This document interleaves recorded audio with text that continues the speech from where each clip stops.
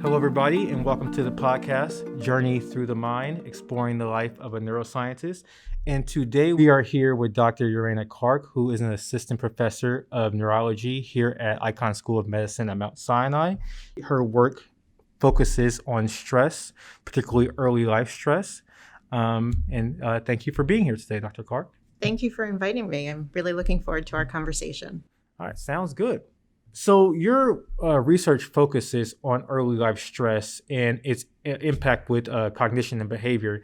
Can you give us a brief, example or explanation of what encompasses early life stress? Absolutely. So early life stress is a set of experiences that are very common, in fact, in our lives.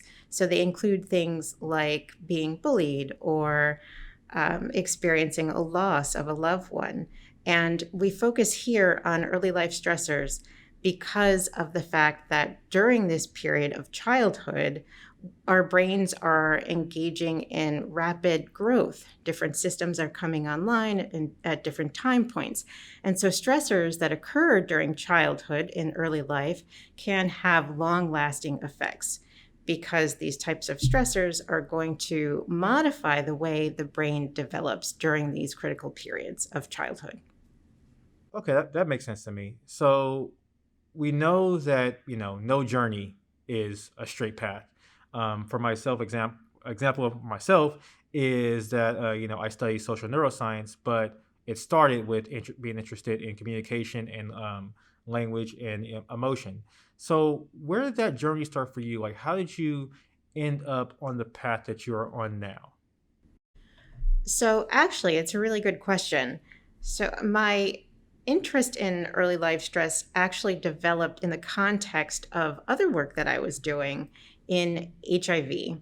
And so I was working in a lab as a postdoctoral fellow where we studied HIV. And I wanted to find a niche for myself, something unique to grow my own research from. And I started thinking about our HIV participants and the population of HIV-infected adults that we typically work with. So what the literature tells us is that the population of people who are HIV positive has a higher proportion of individuals who have experienced elevated stress. So stress as adults and stress as children. And so then, of course, it would be important to understand whether or not these experiences, which are disproportionately represented in HIV populations, can impact brain structure and function. So the point then is that HIV populations are more likely to experience early life stress, or HIV populations are more likely to have a history of experiencing early life stress. And therefore, of course, it would be important to understand how that impacts brain structure and function in adults who have HIV. And so I started thinking about the types of effects that these hardships might have on brain structure and function. And that's how I started to think about early life stress, how basically this is a community of individuals who are more likely to have had early life stress, to have experienced early life stressors, to come from poverty, to come from homes where there is discord, or to be bullied. And because of that history, I was, again, interested in how that may have impacted brain structure and function. Now, what we know about early life stress is that it impacts similar brain structures as HIV, the frontal striatal systems. And one of the things that we do in science, of course, is try and figure out what has gone wrong in the context of different health conditions. So in HIV, we know that HIV impacts brain structure, function, and it crosses the blood-brain barrier and can result in neural inflammation. And again, these systems often impact the frontal striatal systems. Well, if there's another condition that is common that also impacts these same structures, it would be important to tease apart these effects, because that way we can better understand how to develop therapies or interventions that are specifically tailored to the actual causative effect. So if the effects that we're seeing in our HIV patients that lead to these types of different behaviors, cognitive difficulties, are driven by HIV specifically, then we would tailor our therapies to HIV. But if in fact they are driven by something other than HIV, then any kind of therapy that we have that is specific to HIV won't be as effective, and we should target that second causative factor. And if that factor is early life stress, then we should then tailor therapies that can modify those effects specifically. Thank you very much. That's very clear. I like that a lot. Um, I am as you were talking, I was curious to know, like as you're trying to find this niche, as you're trying to figure out like how to take this HIV population and try to understand the effects of early life stress. What was like your what was your game plan? What was your experimental layout that you said, okay, this is what I'm going to target. These are the questions I'm going to ask. These are, the types of experiments I'm going to run to try to, get at this question. Because as you said before, you're in an HIV lab and you're trying to, carve out this, niche or this field of research for yourself. So, like, what was your game plan to bring this about? Yeah, so because this was novel research, the field was wide open.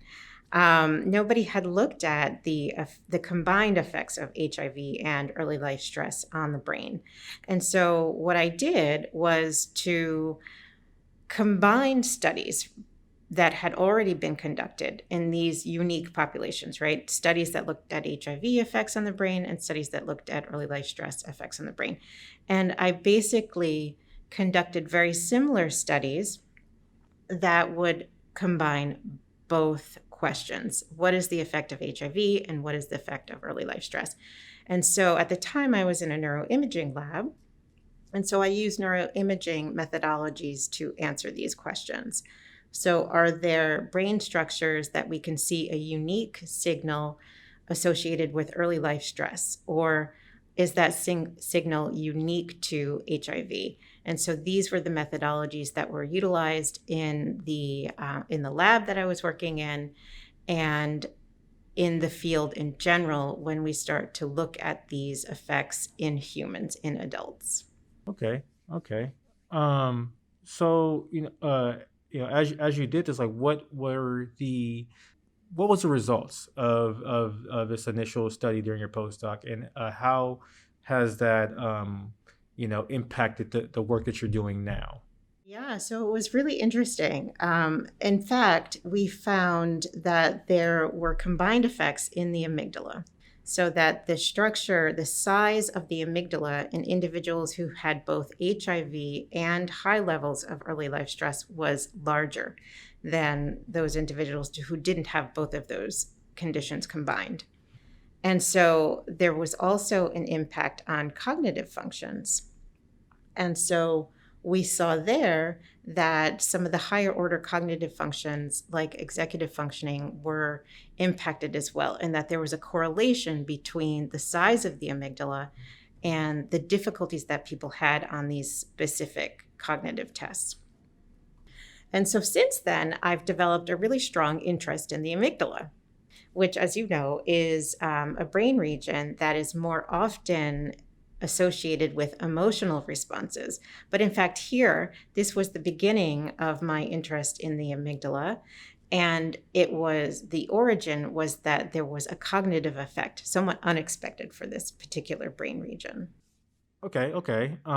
So I'm actually curious. Correct me if I'm wrong. I would assume that a person can have HIV and not have early life stress, and I would assume a person can have early life stress and not have HIV. But my question is, if both of these are, if you have both of these together, early life stress and HIV, is there a, like in terms of the amygdala function or in terms of their cognitive load, do you see like higher activity like for these patients versus patients who just have HIV, or patients who sorry are patients who just have early life stress? Is there a difference between HIV and HIV plus early life stress? Yes, definitely. The combination of these two conditions, early life stress and HIV, can be associated with greater difficulties in cognitive function as well as greater psychological symptoms. And so the combined effects of these two conditions seems to increase vulnerability to these different types of negative outcomes. And in fact, it's not something that you would see if you looked only at samples that had HIV without early life stress, or if you looked only at samples who have high levels of early life stress and not HIV. So it seems to be that there is some sort of additive effect of having both conditions, having experienced early life stress, high levels of early life stress, I should say, and also acquiring HIV as an adult. Okay, that definitely is something I would think, but that definitely makes sense. Thank you for clarifying that question for me.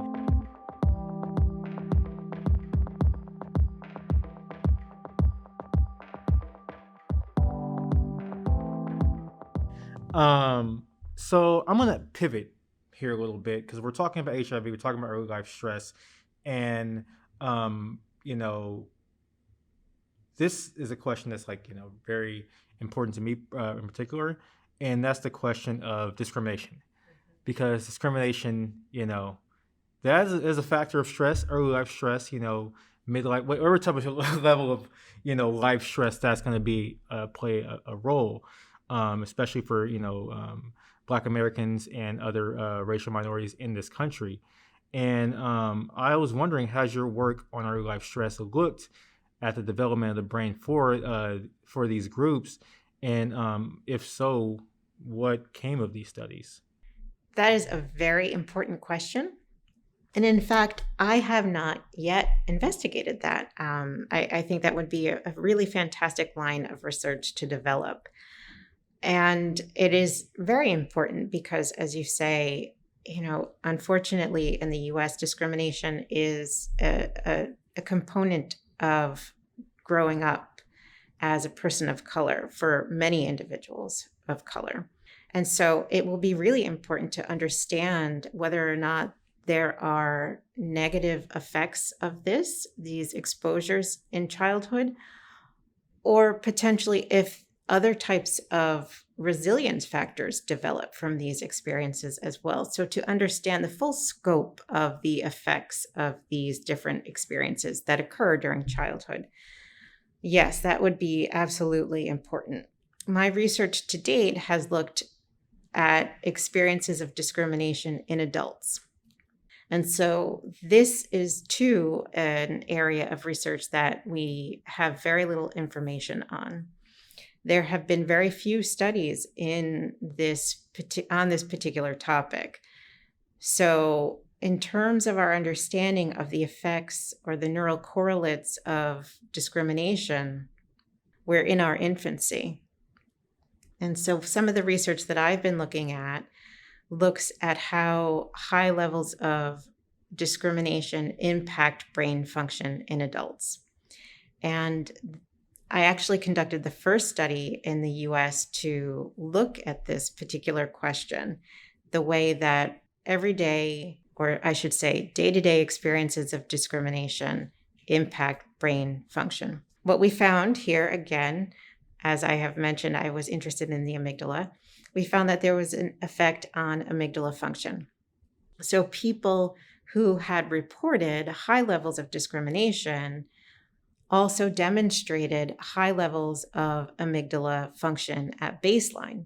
So what we did was we had people come in, they came in for our MRI study. We did something called a resting state scan, where people had nothing to do in the MRI except to relax. And we took images of their brain that helped us understand what brain regions were active during this time period. And what we saw was that, again, for those people who had high levels of discrimination, they also demonstrated high levels of amygdala activity. And not only that, but they had strong connectivity with other regions in the brain that are known to be part of the salience network. And this network helps us scan our environment for different types of threats.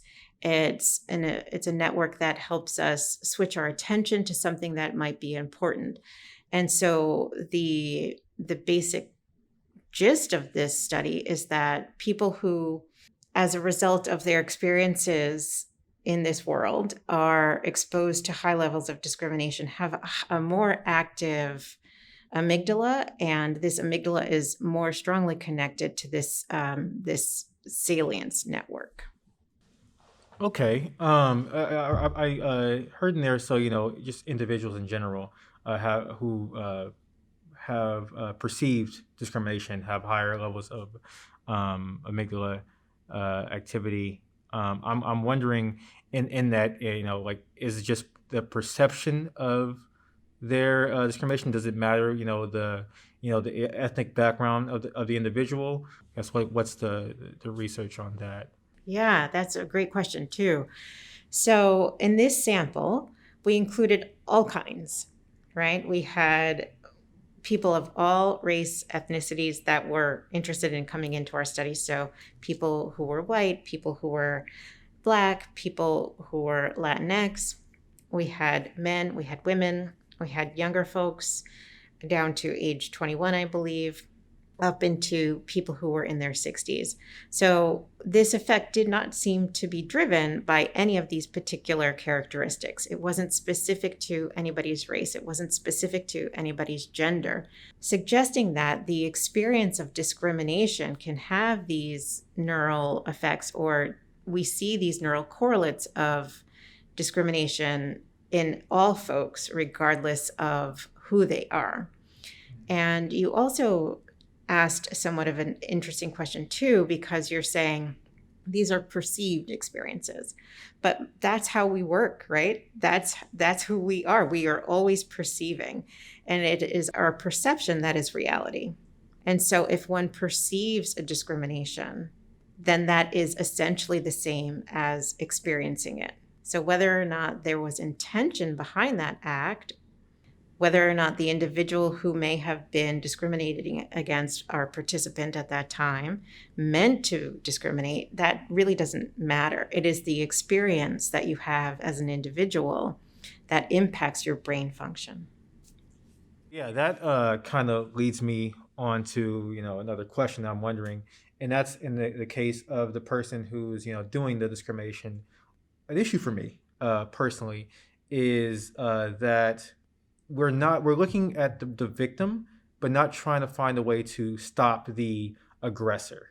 So how can work like yours or others, like, help us not just help the victim, with with what's happening to them, but also stop these aggressions going into the future?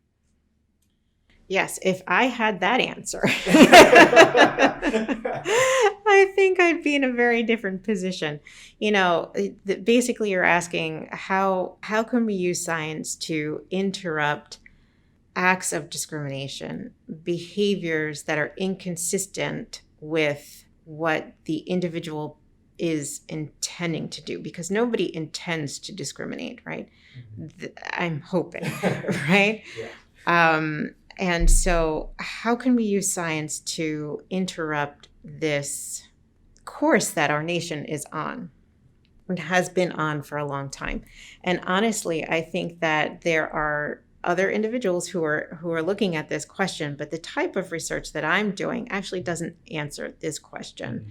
My research is quite unique in that for the first time, we are now starting to look at the impacts of discrimination on individuals, rather than the aggressor, what drives these types of biased responses, but instead to see what happens when you are the recipient of these biased actions. And that's something we don't know a lot about. I mean, hopefully going into the future, we'll know more about these things.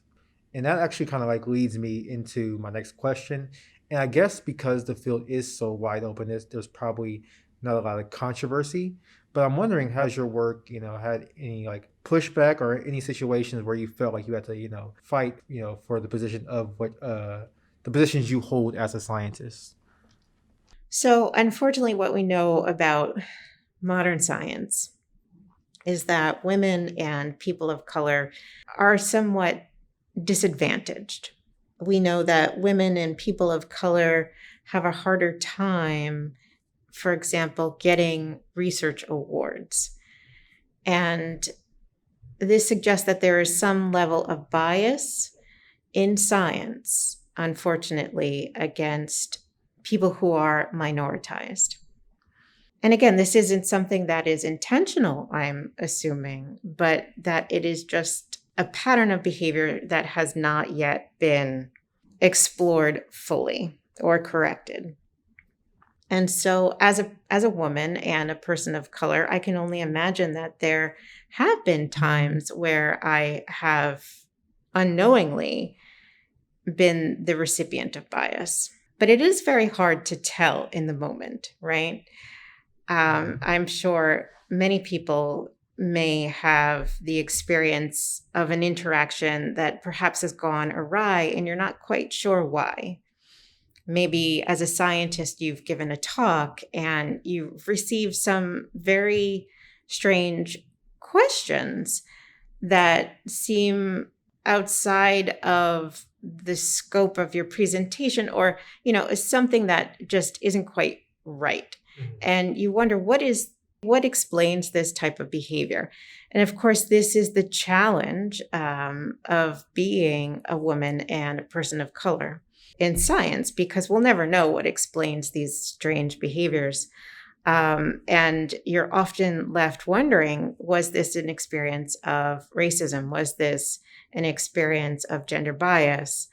And there generally is very little evidence that would clearly indicate one way or the other, because so much of this is nuanced. When it is more explicit, of course, then it's more clear. But rarely are these types of interactions very explicit.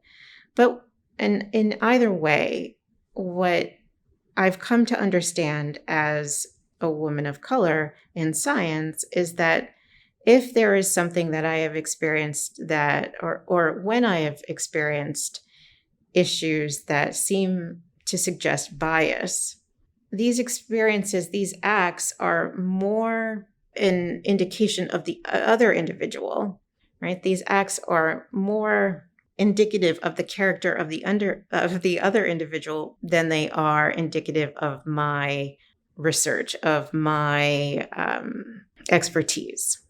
Is this making sense? I'm getting it for the most part. I think the last part kind of like lost me a little bit, Went but a different way. yeah. So, I have heard from many colleagues, and I too have experienced things that suggest that bias might be at play.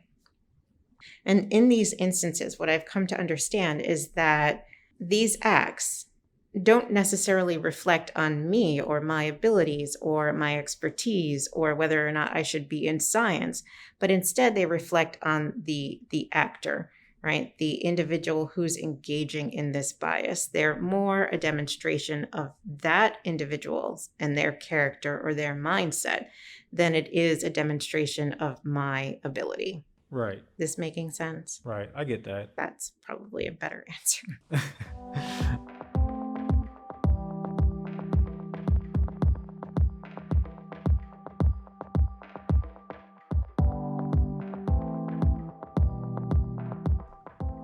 Okay, so we are nearing the end of our time together, and I only have a couple of more questions for you.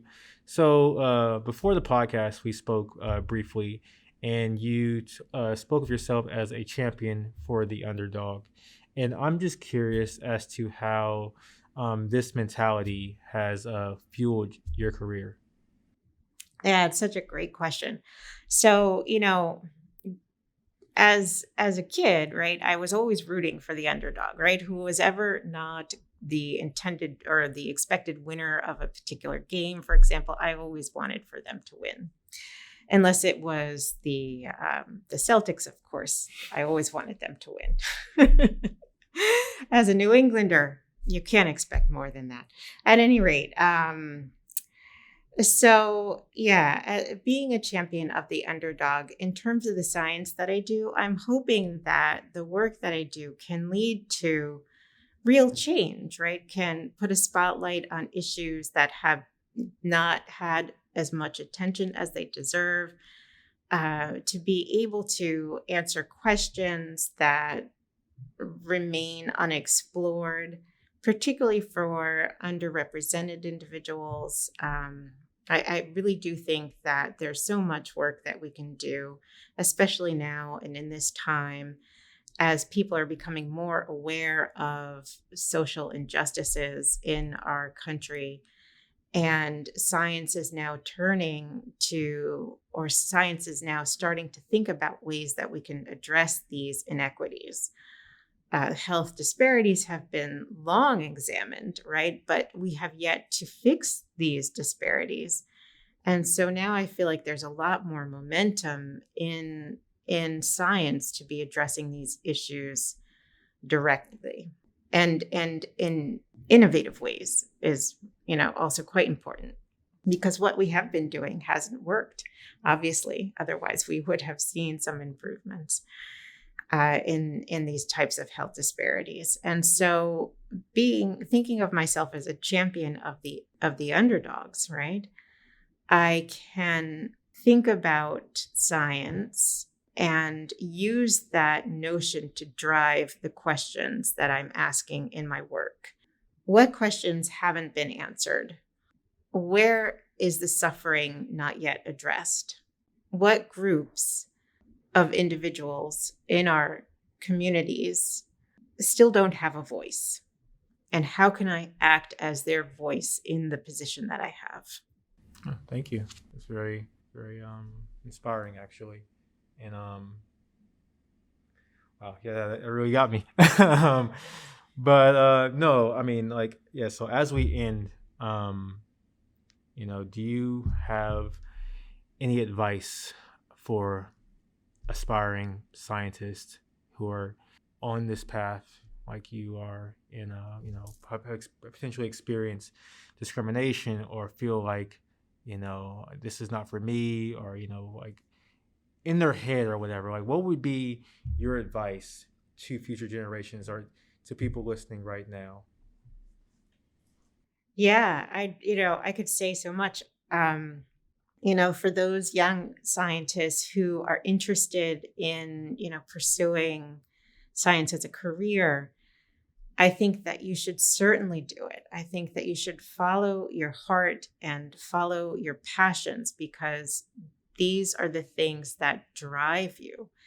These are the things that will sustain you. And if you follow your passions, maybe you'll find a new way to ask a scientific question, something that other folks haven't yet thought of, right? Because this is perhaps something that you have seen in your community that is an issue that you are passionate about, but science has yet to find their way to this question. And so I think it's important to bring your whole self to science for this reason, because we all bring our experiences to the table, and all of these experiences are important.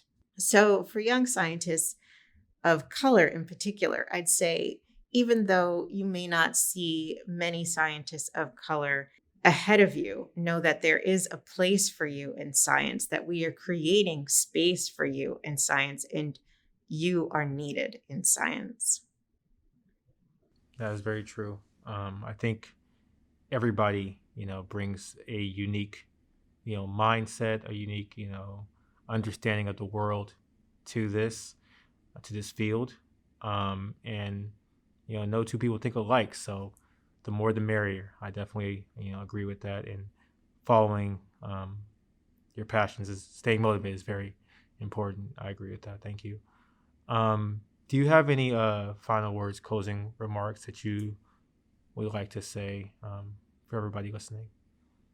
We need to remember the value of science, right? We need to make sure that in our nation, we uphold science, that we uphold truth, that we value and understand the importance of scientific endeavors to our communities, to our overall health as a nation. I think that, today we're meeting on the anniversary of the CDC's announcement that we were in a pandemic. And so much has happened since then. We've seen how science has been questioned and devalued, and we've seen the negative implications of that as well. And I hope that through this experience, we've learned that we must prioritize truth for the betterment of our nation. Okay, well said. Well, that is the end of our time. You're listening to Dr. Uraina Clark. Thank you again. Thank you. It's been a pleasure.